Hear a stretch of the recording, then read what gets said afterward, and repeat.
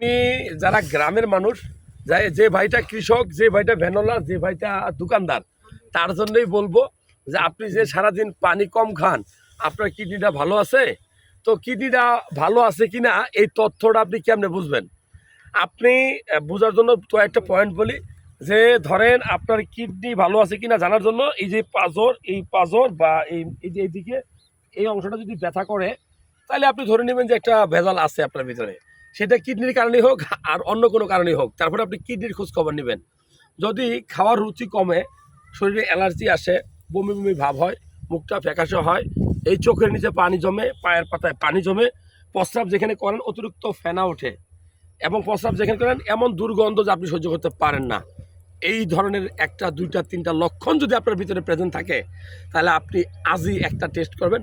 সেটা নাম serum creatinine. কেননা আপনার কিডনি আপনার সম্পদ, আপনার রক্ত পরিষ্কার করে আপনার কিডনি। সো আপনার কিডনিটা যদি নষ্ট হয়, বিপদে কে পড়বে? আপনি। নীরবে আপনার শরীরে ঢুকে এই রোগ 60-70% কিডনি নষ্ট হওয়ার পরে বোঝা যায় যে কিডনি রোগে আপনি আক্রান্ত। কেন হয়?